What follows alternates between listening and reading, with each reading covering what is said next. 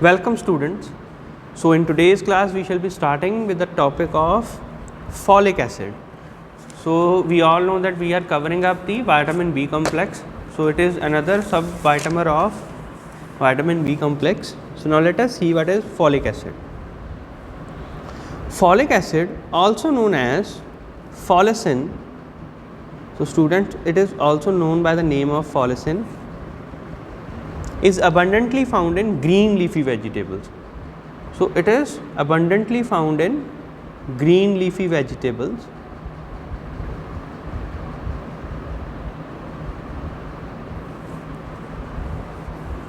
And it is important for 1-carbon metabolism and required for synthesis of certain amino acids, purines and pyrimidine. So its main function is in 1-carbon metabolism. So 1-carbon metabolism helps in synthesis of certain amino acids,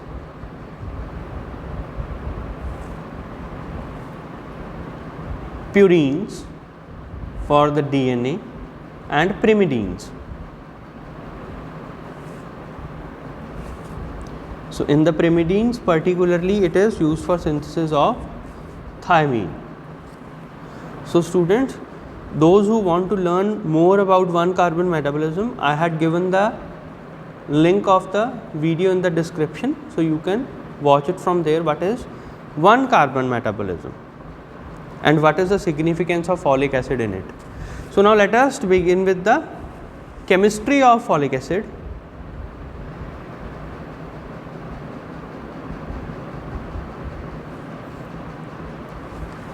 So folic acid mainly consists of 3 components. Number 1, a pteridine ring.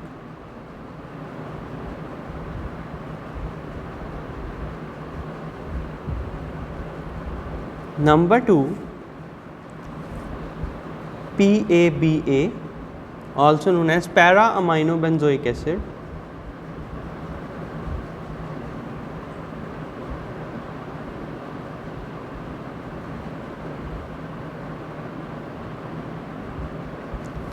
And number 3, glutamic acid.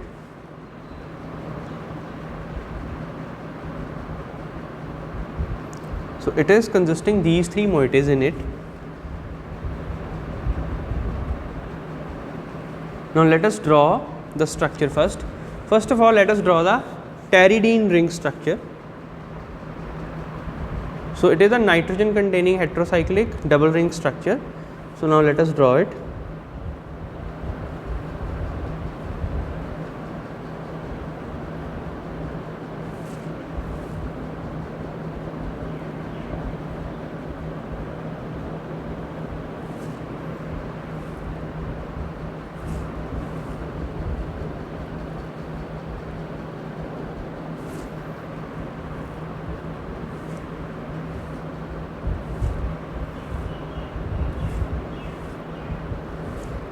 So let us start the numbering also. So before the numbering, an amino group is here attached,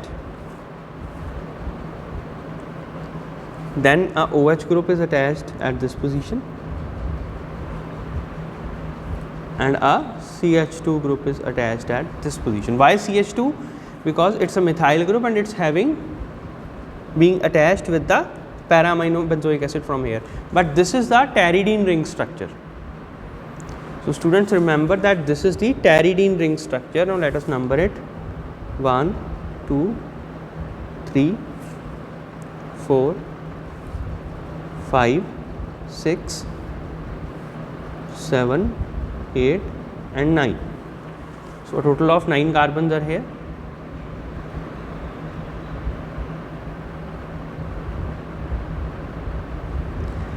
And now from this 9th position,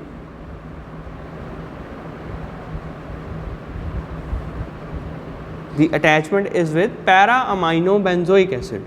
So see, then the attachment is from para-aminobenzoic acid.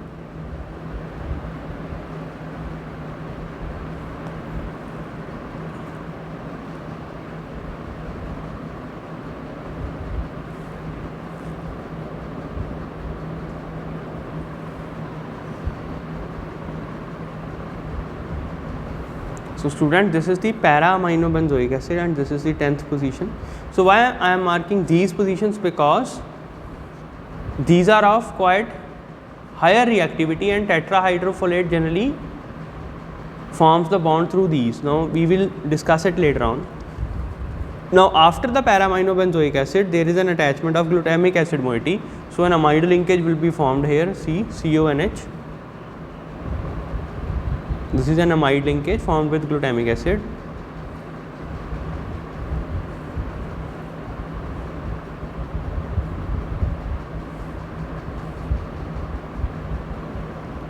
So this is a glutamic acid.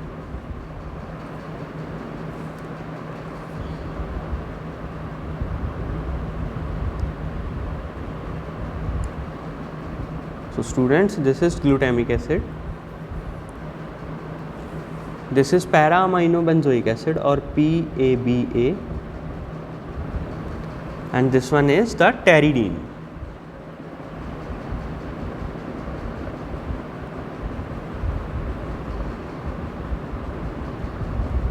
So I am dividing it from here, you can clearly see the moieties. So these are the three moieties that together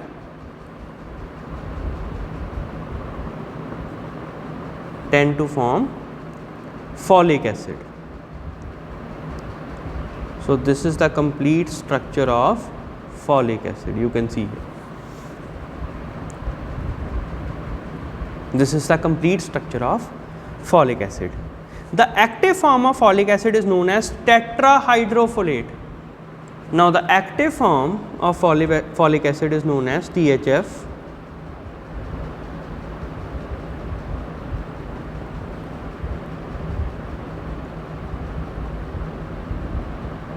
Or tetrahydrofolate.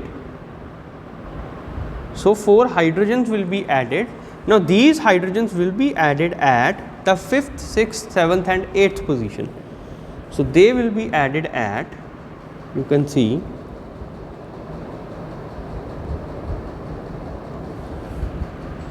at 5th, 6th, 7th and 8th position. The hydrogens will be added on these positions. So from here you can see the 5th, 6th, 7th and 8th. So I am marking these with yellow dots. You can see at these positions the hydrogens will be added on to form the active form, that is tetrahydrofolate.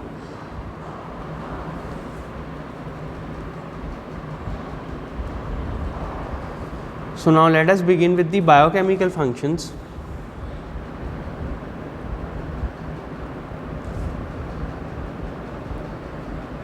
As I have already discussed that it is actively involved in the 1-carbon metabolism.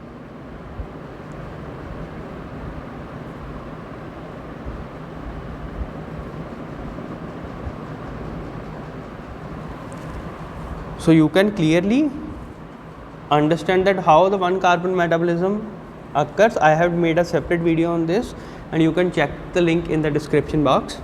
So here I will be only showing you an overview of this, how the actual 1-carbon metabolism works. So before proceeding to that, we must see that the 1-carbon metabolism is involved in transfer of a single carbon unit. So in this 1 carbon units are transferred. So what are these? Formyl, methyl and other, and they are involved in synthesis of amino acids and nucleotides. So now how this 1-carbon metabolism occurs? See the positions which are involved in this. So first of all, let us draw the structure of folic acid, or we can say the tetrahydrofolate.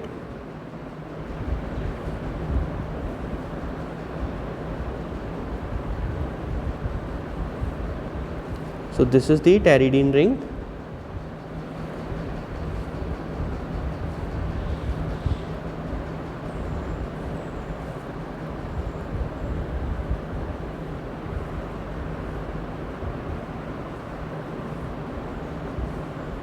So a CH2 moiety will be here because it is a tetrahydrofolate. So I had already said to you that hydrogens will be added on these positions on 5th, 6th, 7th and 8th. So it is quite different from this. See here, by the addition of hydrogen at these positions. So where the hydrogens are added? At the 5th, 6th, 7th and 8th position. Now I am showing the hydrogen at the 5th position with red color because this will be the active site for the reaction.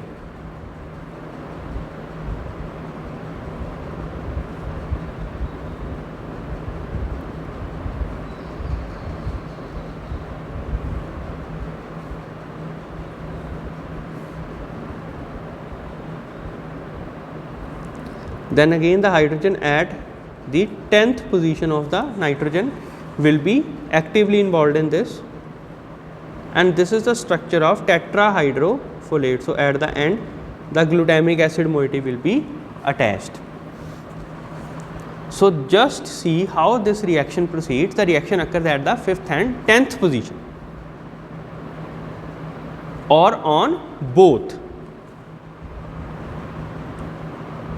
I am writing here either on N5 or N10 or on both. So the details will be given in the 1 carbon metabolism. So just to highlight how this 1 carbon metabolism works, so let us see. First the carbon donors comes into the action. The carbon donors can be glycine, serine, histidine, such amino acids such as glycine, serine, here is serine, histidine. So students, remember that these are 1 carbon donors. So they will donate their 1 carbon.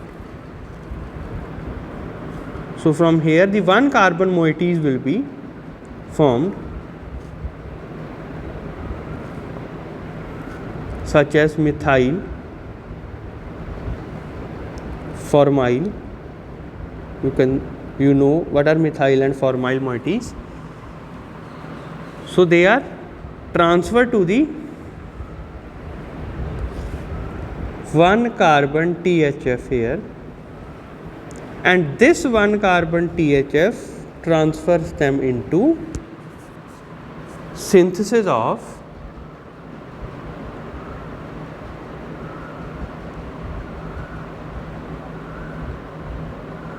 now these are accepted for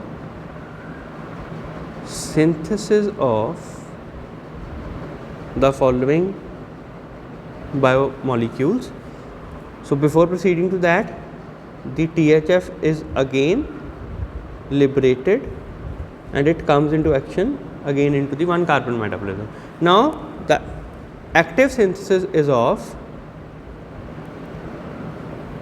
amino acids such as serine, glycine. So again those amino acids which are acting as the donors, they will be produced again. Then comes the purines. So generally in the purines 2 and 8 carbons are donated by these. Then the thiamidine, as the thiamidylate moiety, and finally the choline. So these are synthesized in the presence of tetrahydrofolate. So you can see that this is an I am writing here, this is an overview of 1 carbon metabolism. So students, remember that this is an overview of 1 carbon metabolism. The details are quite hefty, so I am not mentioning them here. So now what is the recommended dietary intake we shall be taking into consideration?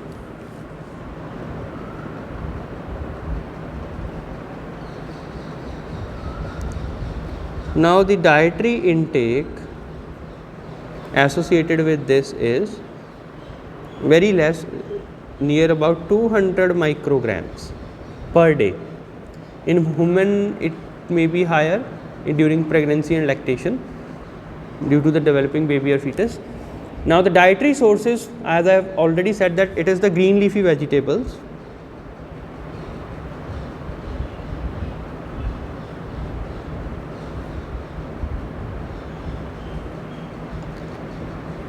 whole grains,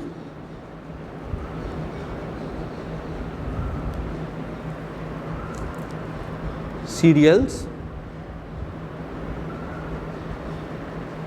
liver, kidney, but milk is rather a poor source of folic acid. So don't consider milk as a rich source, it is a very poor source of folic acid. So the deficiency symptoms, it is probably the most common vitamin deficiency that ever occurs, and it causes macrocytic anemia.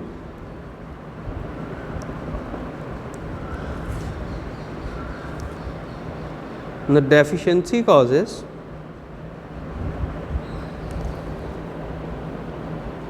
macrocytic anemia.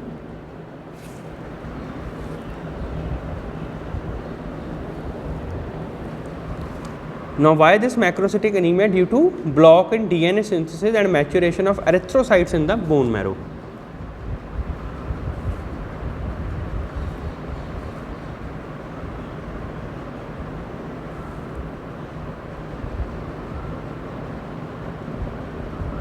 Due to blockade of erythrocyte maturation. Now this occurs due to the block in the DNA synthesis. So these are associated with the megaloblastic changes in the bone marrow, leading to megaloblast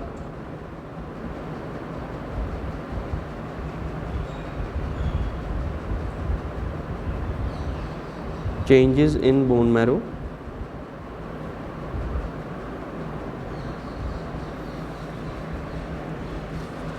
So in developing fetus, it may lead to the neural defects also. So I hope students, now the folic acid is clear to you all. You can see it is involving three main structures: pyridine, PABA and glutamic acid. So the biochemical functions at the 5th and 10th position or on both. So this is the summary of or an overview of 1-carbon metabolism, and the deficiency leads to megaloblastic or macrocytic anemia basically. So I hope now the concepts of folic acid are clear to you all.